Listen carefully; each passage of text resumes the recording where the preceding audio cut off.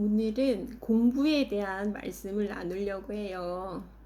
그러니까 이제 제가 좋아하는 알랭드 보통이라는 그 이제 철학자죠. 이 사람은 교육은 교양 있는 인간을 만드는 것이라고 말했고요. 괴테는 남들에게서 들은 말을 하는 것은 누구나 할 수 있지만 남들에게서 들은 말을 판단하는 것은 교양 있는 자만이 할 수 있다. 이렇게 말했죠. 그러니까 공부는 교양 있는 사람이 되기 위한 공부이고 스스로 판단하기 위한 공부라는 거죠. 저는 이 말이 너무 좋더라고요. 그러니까 스스로 판단하기 위한 공부, 그리고 교양 있는 사람이 되기 위한 공부. 스스로 남들에게서 들은 말을 판단할 수 있는 것은 교양 있는 사람만이 할 수 있다 하는 이 말이 너무 좋아서 좀 말씀드렸고요. 그리고 이제 제가 그 학생들에게도 좀 자주 하는 얘기가 있는데, 지식이 있어야 돼, 이렇게 얘기를 자주 해요. 근데 지식은 어느 순간에 지혜가 돼, 이렇게 얘기를 하면 그게 언제예요, 선생님? 이제 애들이 막 물어봐요. 그러면 이제 제가 얘기를 해줘요. 지식이, 이제 내가 알고 있는 지식이 어느 날 나한테 체험이 돼. 그럴 때 지혜가 돼. 이렇게 이제 얘기를 해주면 애들이 막 이러면서 이제 그러거든요. 근데 이제 지식은, 하나님을 아는 지식은, 그러니까 하나님을 아는 지식은요, 일단은 지식인데 이것은 성령께서 체험이 되게 하실 때가 있어요. 그러면 지혜가 되는 거예요. 열매가 되는 거예요. 그러니까 처음에는 지식이 교만하게 할 수 있고 어쩌면 쓰레기처럼 그렇게 이제 버려질 수도 있죠. 지식이. 그런데 저는 이제 성경에서 아볼로라는 이제 성경학자가 있잖아요. 그 사람이 요한의 침례밖에 몰랐어요. 요한의 침례밖에 모르다가 성령 침례가 있구나, 이거를 이제 브리스길라와 아굴라에게 배우게 되고요. 그 다음에는 그 이제 크게 쓰임을 받거든요. 형제 자매들에게. 왜냐하면 성경 지식이 이 성령의 역사 아래, 성령님의 역사 아래, 그 사람의 은사는 성령님의 역사 아래 처음에는 이제 잃어버려요. 처음에는 이제 배설물과 같이 잃어버리는데 나중에는 성령의 역사 아래 되돌려 받게 되는 것 같아요. 이 은사는. 그래서 남들을 위해 유익하게 쓰임을 받게 되는 것 같아요. 그러니까 루터는 성경 번역을 해줬죠. 그래서 참 다른 사람들을 위해 유익하게 쓰임을 받게 되죠. 제일 잘한 일이죠. 루터가 제일 잘한 일이 성경을 번역해서 일반 국민들에게 지식을 주었다는 거죠. 그래서 이제 제가 좋아하는 이제 드라마가, 세종대왕님도 너무 좋아하지만 제가 좋아하는 옛날 드라마가 이제 뿌리 깊은 나무라는 드라마가 있어요. 거기 보면 이제 세종대왕과 그 다음에 이제 기득권 세력인 밀본이라는 사대부 그 세력과 싸움을 벌여요. 글자를 두고, 그러니까 글자를 백성에게 주느냐 마느냐, 그것을 두고 목숨을 걸고 싸우죠. 그러면서 목숨을 건 투쟁이었어요.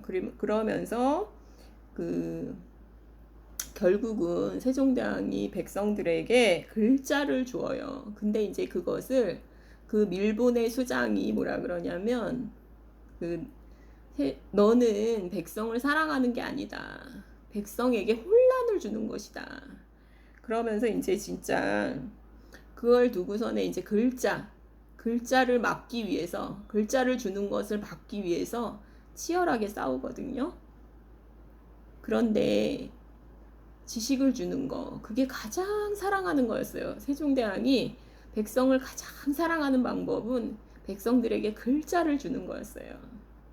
그리고 이제 그 뿌리 깊은 나무에는 그런 장면이 나와요. 이제 그 세종대왕이 이제 어느 마을에 이제 지나가게 되는데 그 마을 사람들 전체가 전염병에 걸려서 다 죽어요. 그러니까 이제 말에서 내려가지고 마을로 막 들어가니까 이제 신하들이 막 뜯어 말리는 거예요. 병이 옵는다 하면서 막 뜯어 말리는데 거길 막 들어가면서 막 울어요. 눈물을 막 흘려요. 그러면서 여기 이렇게 방을 붙여놓지 않았느냐 막 이러면서 너무 슬퍼하는 거예요. 이것만 읽으면 너네가 이렇게 죽지 않아도 되지 않냐 막 이러면서, 근데 그걸 읽을 줄을 모르는 거예요. 그러니까 이제 어느 노인이 새벽에 나가서 밤늦게까지 일하고 들어오는데 그러면 피곤해서 골아 떨어지는데 우리가 언제 글자를 배운단 말입니까? 막 이러니까 세종대왕이 눈물을 막 흘리면서 나도 왕인데도 두세 시간밖에 안 자고 공부한단 말이다 이놈들아 막 이러면서 너무 슬프게 우는 거예요. 그 백성들을 사랑하는 마음에서 글자를 주는 거거든요. 그러면서 엄청난 반발에 이제 부딪히는데도 그것을 그냥 밀고 나가거든요. 그러니까 그거는 이제 무엇이었냐면 세종대왕의 지식이었어요. 지식이 없는 사람은요, 그걸 밀고 나갈 수가 없어요.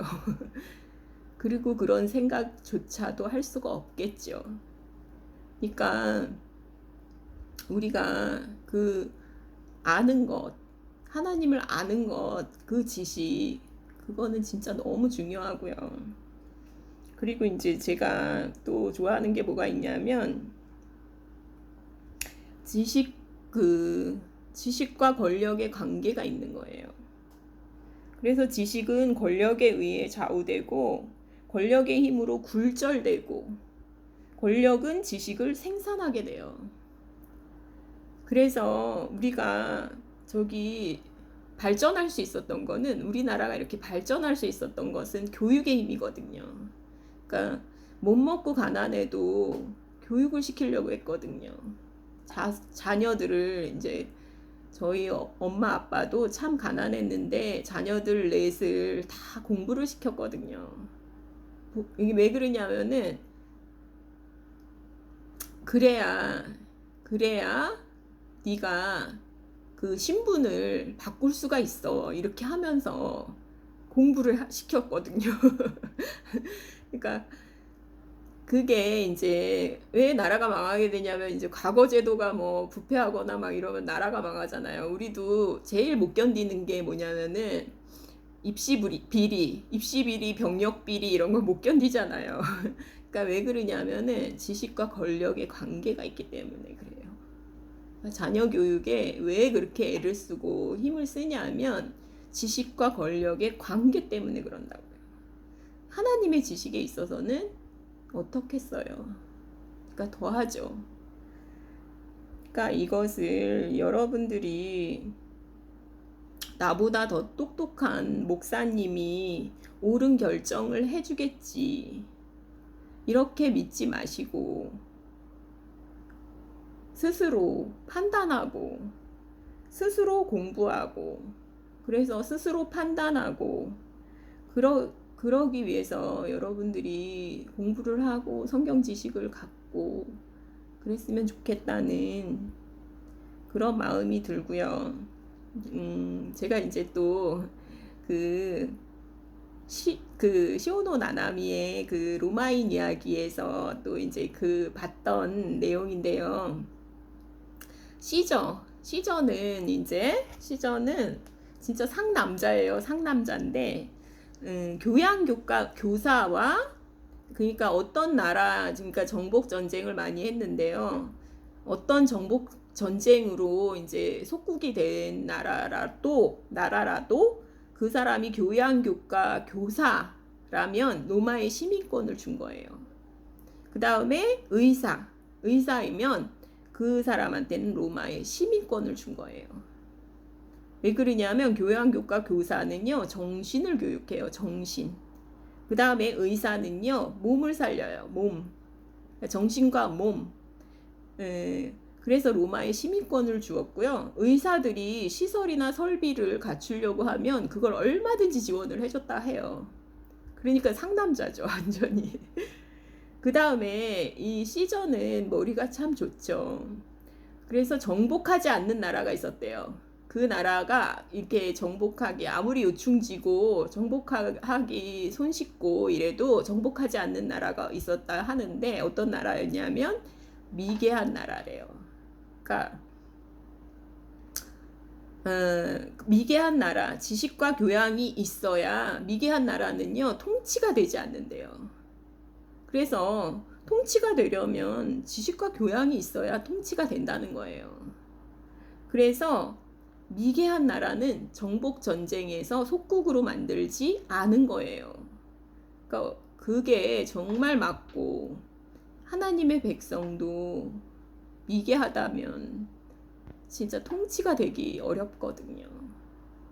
그 말이 이제 너무 생각이 나고, 그리고 이제 이 독점된 지식, 그러니까 저분이 그게 외모를 취하는 거거든요. 사람이 외모를 취한다는 거는 저분이 똑똑해, 천재야, 목사님이야, 박사님이야, 막 이러면서 이제 그냥 어떻다 그럴까? 자기의 판단이나 이런 거를 그 사람에게 다 주는 거죠.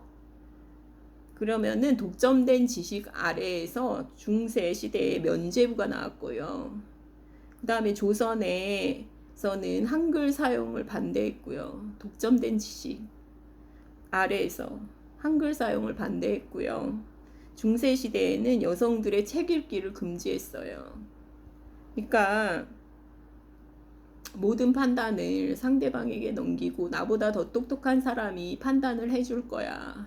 그러면 자기 영혼이 어디로 가는지 모른다는 거죠.